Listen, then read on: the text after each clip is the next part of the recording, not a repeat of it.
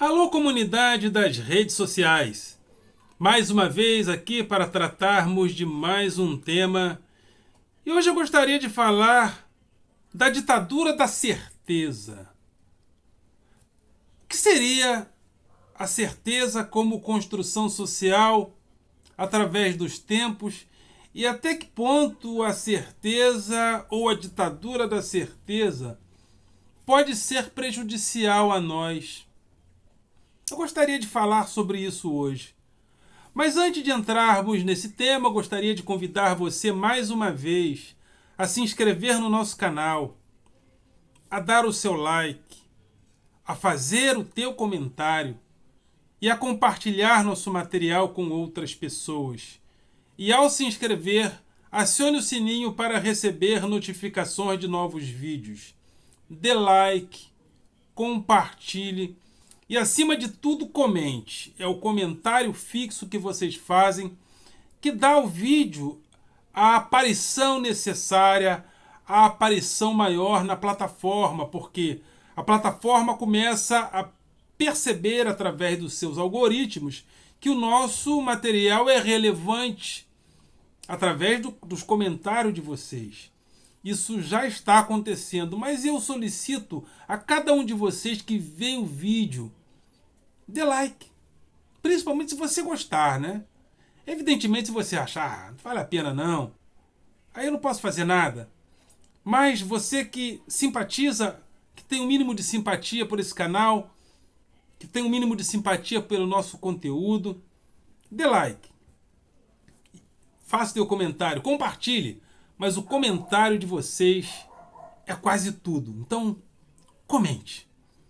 Esse canal tem dois objetivos, que é convidar a classe dos professores para que possamos participar do debate público. Professores, venham para o debate público. Vamos entrar no debate, não vamos deixar que outros falem por nós. Às vezes, na sociedade brasileira, acontece esse fenômeno, né? Quem fala em nome do índio não é o índio, né? Ainda bem que hoje a mulher fala em nome dela também, através das várias reivindicações que foram feitas. O negro pode falar em torno do que ele pode falar por ele também, através de muitos canais abertos, mas algumas categorias, como por exemplo o professor, tem dificuldade de falar por ele. E no debate público, o professor, sobretudo, esse professor do ensino regular, esse professor da rede pública, que inicia a multidão na cultura formal, esse professor não tem voz. Não tem voz ativa, sobretudo nos meios de comunicação de massa, nas plataformas sociais mais relevantes, aquelas onde há aparição. O professor aparece como aquele chato que faz greve. E quando faz greve, faz para quê? Para atrapalhar o aluno que quer se formar, como se o problema fosse só esse. Então, professor, venha para o debate público. Vamos utilizar de todos os canais. Eu tenho visto muitos professores no YouTube, mas tenho dificuldade de ver o professor problematizando, inclusive a sua própria profissão, problematizando as questões políticas em relação à sua própria profissão. O professor pensando a si mesmo. A gente vê o professor no YouTube, principalmente da rede regular, ou os que estão dando aulinha, ou dando aulões, um auleiro. Mas que o professor não seja só aquele que dá aula no YouTube, mas aquele que fala, que problematiza as questões políticas, sociais e pedagógicas da sua profissão. E esse canal também tem o objetivo de combater o pensamento binário. O pensamento binário é aquele pensamento do nós e eles fácil. O nós e eles, né? Fácil nas redes sociais. A gente percebe hoje que as pessoas não estão, às vezes, tão interessadas em plataformas políticas, Ela é um candidato porque ela é contra o outro. E se ela é contra o outro, tudo que o dela faz, ela está cega. Principalmente se são coisas erradas. Então, esse nós e eles fácil do pensamento binário, nós precisamos problematizar. E esse canal está aqui para isso também. Vamos problematizar o pensamento binário. E não se esqueçam que nós estamos todos os dias a partir das 11 da noite, com as nossas lives ao vivo. Nossas lives que vão de 1 a 2 horas, depende muito da interação da live com os ouvintes, né? Com os espectadores, melhor dizendo. Então, ontem, por exemplo, foi 1 hora de live, tem dia que tem 1h30, tem dia que tem 2 horas. Mas, a partir, todos os dias, de segunda a sexta, ou melhor, de segunda a sexta, exceto o feriado, estamos aqui na nossa live ao vivo, né? Então, é isso aí. Vocês me desculpem, eu sempre faço esses movimentos assim. Quando eu começo a gravar com vocês, eu fico empolgado. Me dá coceirinha aqui, e eu suo, porque eu estou empolgado. E eu tenho um probleminha com o ar-condicionado. Se eu botar, a minha garganta tranca e eu não falo direito. E eu sinto muito calor. E aqui é Baixada Fluminense, Rio de Janeiro. Quem mora por perto sabe, faz calor. Então, me perdoe de vez em quando eu fazer esse tipo de movimento, né? Porque eu suo bastante. E não gosto de usar lencinho, não tenho muito dessas boas frescuras, não. É isso aí, então vamos ao tema de hoje. A ditadura da certeza. É evidente, tem até um livro de Peter Sloterdijk, chamado Esferas, que ele demonstra, com o tempo, a capacidade que os seres humanos a capacidade dos seres humanos de criarem bolhas de comportamento, bolhas de valores éticos, morais, sociais, envoltas em muitas plataformas de pensamento, como o cristianismo, por exemplo, são plataformas de pensamento. Mas a modernidade trouxe problemas. A modernidade se tornou tão complexa devido ao contato entre os povos, o desenvolvimento industrial, tecnológico e científico, e essas bolhas acabaram furando. E nós fomos criando o que ele chama de espumas, né? Então nós substituímos as bolhas com algumas certezas objetivas com espumas. Então, nessas espumas existem vários tipos de pensamento em lugares aparentemente menores. Por exemplo, às vezes entramos em um grupo de WhatsApp e uma pessoa está debatendo com a outra de forma altamente acalorada.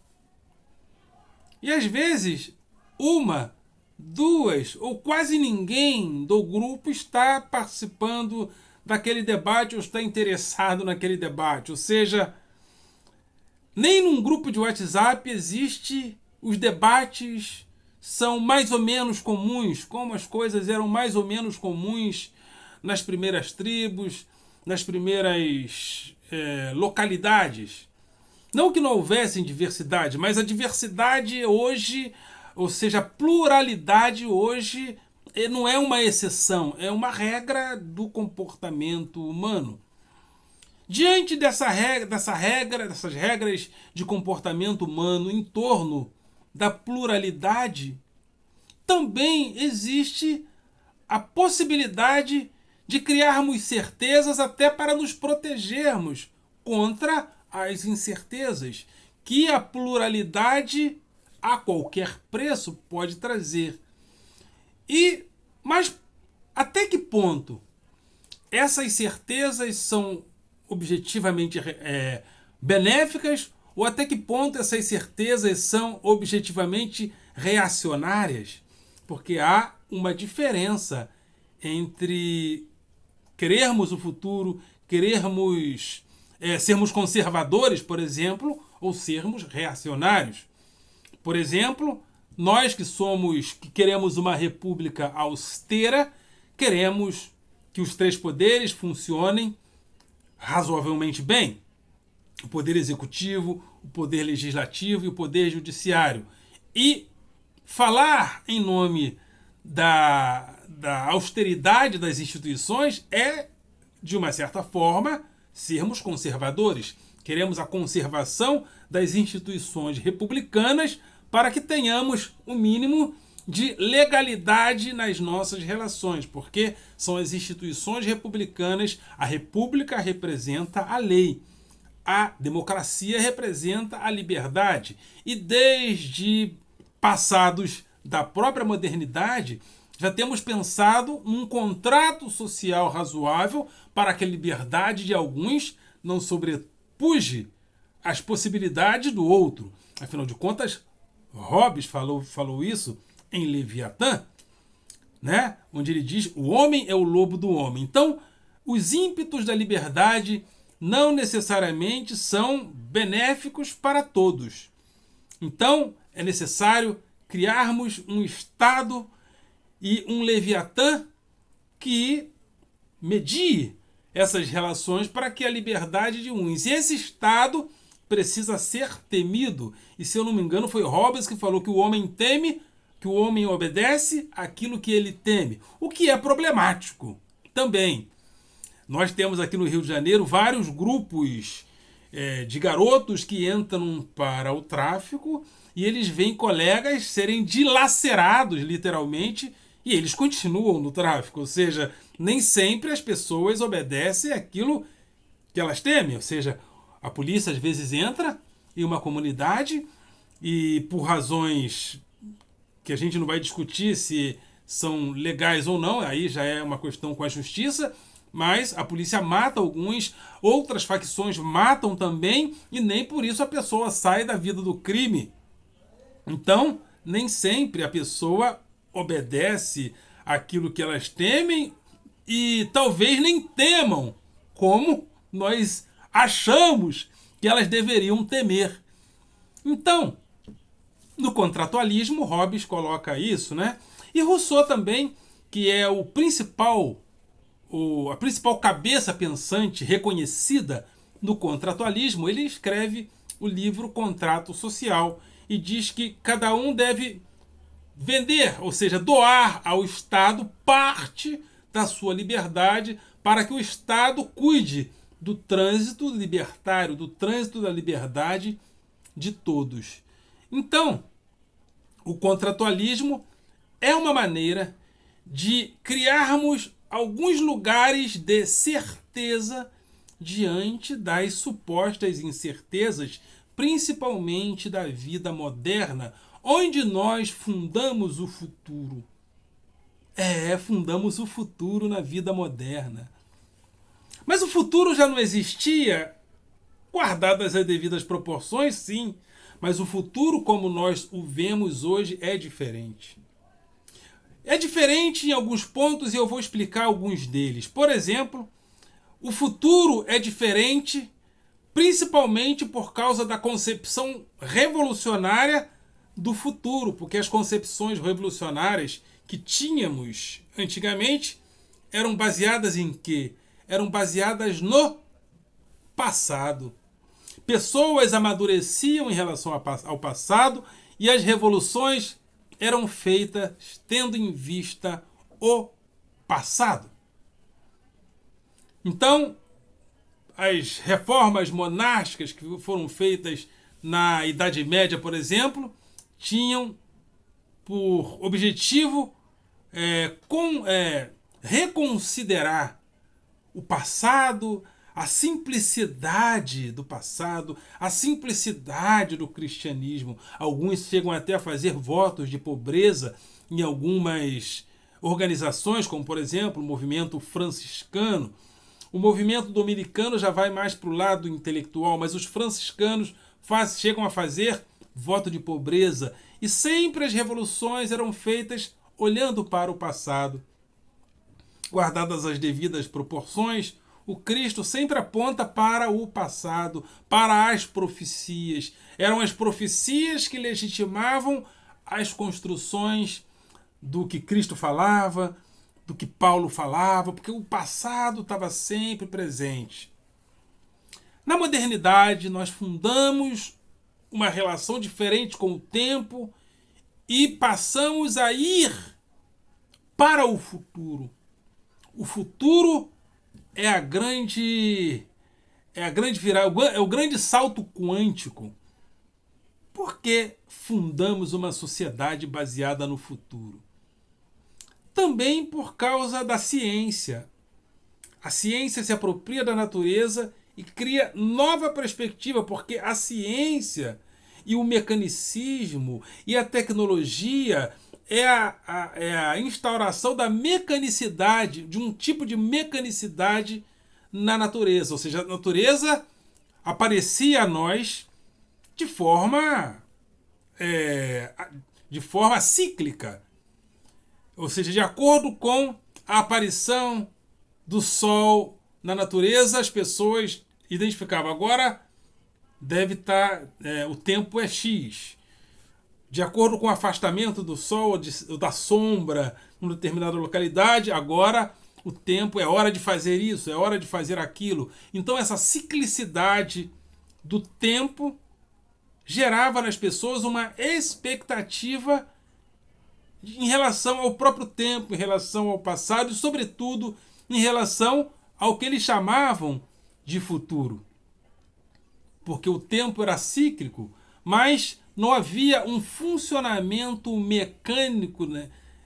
As pessoas não haviam colocado a realidade para funcionar da maneira maquínica, como ela passa a funcionar com o desenvolvimento da ciência, do mecanicismo e da tecnologia. E isso já está nascendo ali no final da Idade Média, início da modernidade, principalmente com pessoas como Michelangelo, por exemplo, que constrói a maquete do que nós chamaríamos futuramente de helicóptero. Michelangelo constrói isso. O relógio passa a funcionar, a ser uma mecânica de apropriação matemática do tempo, ou seja, já não é aquele tempo cíclico, né? Já não é aquele tempo cíclico. E o próprio corpo é identificado como, em Descartes, na máquina, num escrito que ele chama de máquina humana, e o corpo também passa a ser identificado como máquina. E nós colocamos essa maquinaria na relação entre o homem e a natureza, entre o homem e o trabalho. E gradativamente a produção da vida se torna também uma produção maquínica rumo ao futuro, rumo ao crescimento, rumo ao desenvolvimento e rumo sempre ao futuro. Ou seja, nós fundamos o futuro a partir de uma relação mecânica nossa com a realidade, onde nós colocamos a realidade para andar aparentemente mais rápido. É muito comum, às vezes, quando a gente se afasta dos grandes centros e vai para uma fazenda, de repente, descansar, e aparentemente o tempo passa mais devagar. Parece que o tempo está passando mais devagar, porque muda a nossa relação com o tempo. Talvez seja por isso também, e com certeza o é, que Immanuel Kant falou que nós construímos nossos conceitos, nossa razão se apropria, se estabelece a partir de dois estados de consciência que é em nós, que é o tempo e o espaço. A intuição do tempo, a intuição do espaço é transcendental, está no humano. Transcendente é aquilo que está para além do humano e transcendental é aquilo que está no humano. Então, em nós há essa percepção do espaço e do tempo. E essa percepção ela é intuitiva. E a partir dessa intuição de espaço e tempo, né, nós construímos nossos valores racionais. Mas, segundo Immanuel Kant, o espaço e o tempo é uma categoria do humano. Não há espaço e tempo. O espaço e o tempo que há em nós é uma intuição que há no humano, que é transcendental. mas isso não estaria na realidade como um todo, porque a nossa relação com o tempo depende de nós, é transcendental. A nossa relação com o espaço depende de nós, é transcendental. O que é o espaço em uma grande cidade? O que é o espaço em um condomínio como esse aqui que eu moro? Com certeza não é o mesmo espaço de uma praia. Então a nossa relação com o tempo e com o espaço ela muda porque ela é transcendental, é do humano. Então essa nossa relação com o tempo ela foi modificada principalmente com a nossa maneira, com o modo de nós produzirmos a realidade. Produzimos a realidade de forma maquínica e a nossa vida passa a ser gradativamente maquínica também.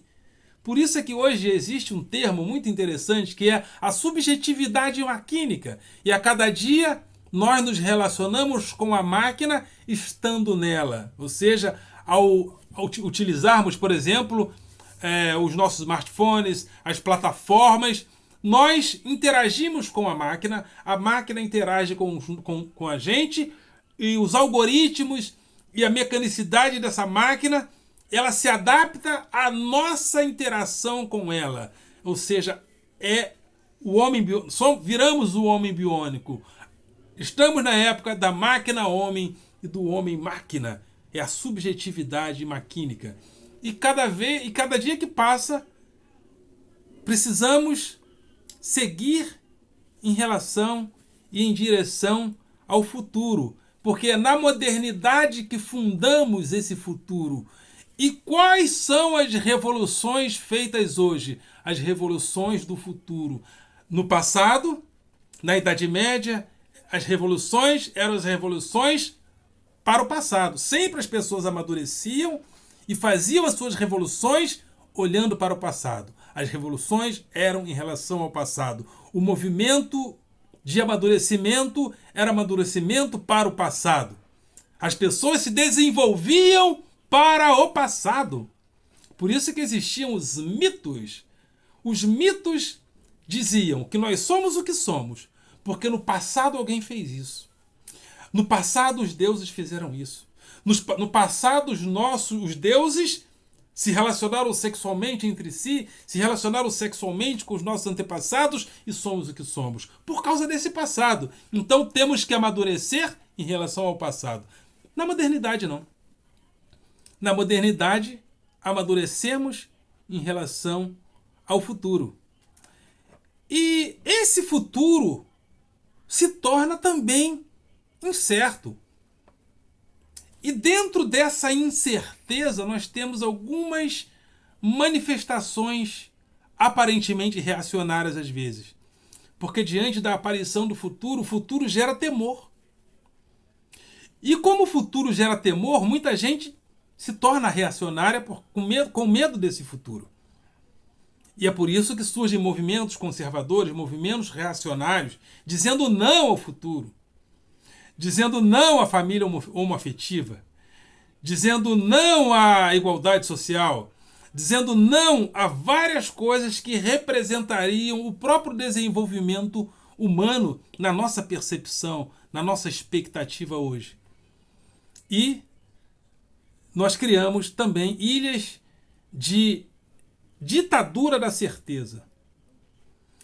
Precisamos de alguma certeza para nos desenvolvermos. Se nós criarmos incertezas, as empresas não investirão. As empresas precisam de um mínimo de expectativa boa para investir, né? Então existe alguma expectativa boa em se preservar a certeza em relação a esse futuro que nós fundamos na modernidade. Mas até que ponto essa certeza ela é boa? Até que ponto essa certeza ela é boa? Eu vou dizer algumas coisas ruins dessa aparente certeza. Esse pensamento binário de hoje. Só pode haver dois lados. O Lula ou Bolsonaro. E no mundo político está acontecendo isso em vários lugares. Essa divisão do mundo em dois lados estáticos. como se as pessoas estivessem com medo de novas possibilidades e apostando na certeza como possibilidade única. Vamos ficar por aqui. Não vamos inventar muita coisa, porque está acontecendo muita coisa ao mesmo tempo. E é essa ditadura da certeza que eu gostaria de problematizar mais com vocês. E com certeza hoje, na minha live, eu gostaria de falar mais sobre isso. Então eu fico por aqui. Live todos os dias de segunda a sexta, menos feriado, estarei aqui. E na próxima live, na de hoje, né? Vou falar mais sobre a ditadura da certeza. Ok, galera? Vocês são do coração.